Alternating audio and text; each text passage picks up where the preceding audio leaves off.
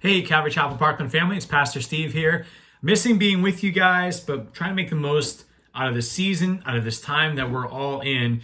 And just coming off of last weekend, which was just an outstanding weekend as we celebrated Good Friday. Hopefully you had a chance to join our Facebook Live service. Of course, all of our weekend services that we had at Fort Lauderdale that we joined together as one family. And then, of course, we celebrated our one-year anniversary of our Parkland campus, which was an exciting time.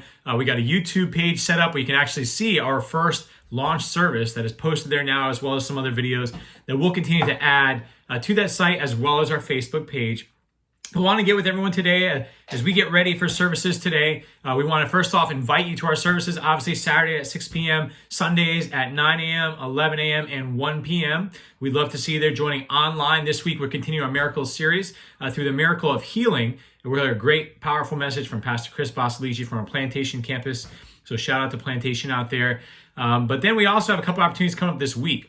We are continuing the prayer time at 7 a.m. If you're up, we did it for the 21-day fast and prayer. We're continuing that with some worship and prayer time. If you go to our Calvary Fort Lauderdale Facebook page as well as Parkland, we'll have that posted there. And then Monday, Wednesday, and Friday at noon, we're going to have some video Facebook Live prayer time that we'd love to have you join as well so that we can continue to be in community and to pray for one another. It's just a really important time to do that. And I know for most of us, we're experiencing quite a bit during this time of isolation, if you would.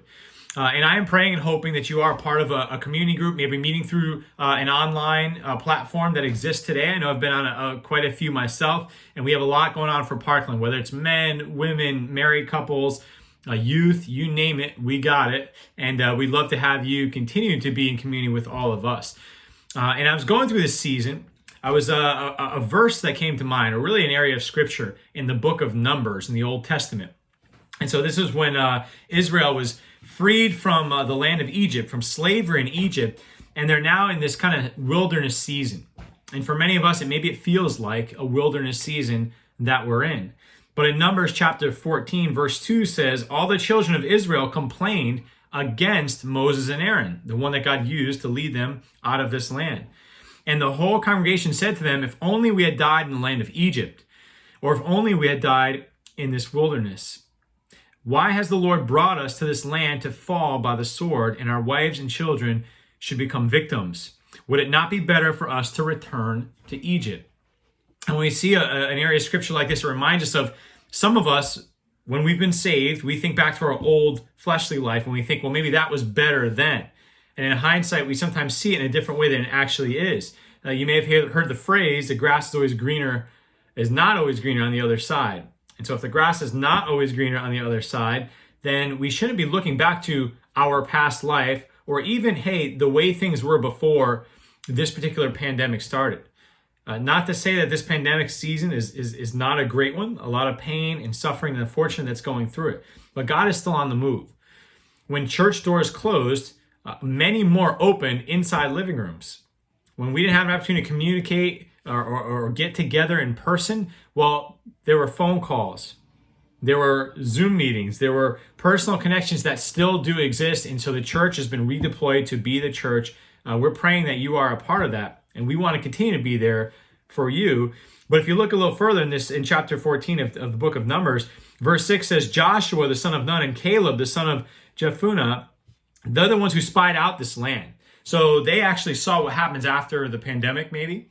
And they actually see, and they give this report back saying, the land we passed through to spy out is an exceedingly good land. If the Lord delights in us, then he will bring us into this land and give it to us, a land which flows with milk and honey.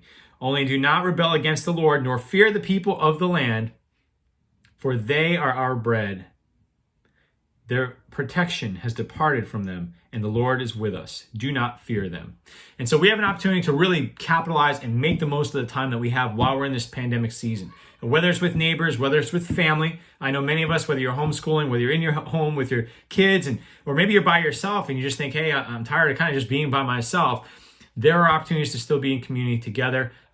Praying that you're making the most of this time and looking forward to the day that we can get that good report, knowing that on the other side of this, there is good to come, because we trust, we love, we serve a good and faithful God, and we look forward to seeing you then. So be sure to join our weekend services, 6 p.m. Saturday, 9, 11, and 1 on Sunday. And of course, we got some prayer time all throughout the week.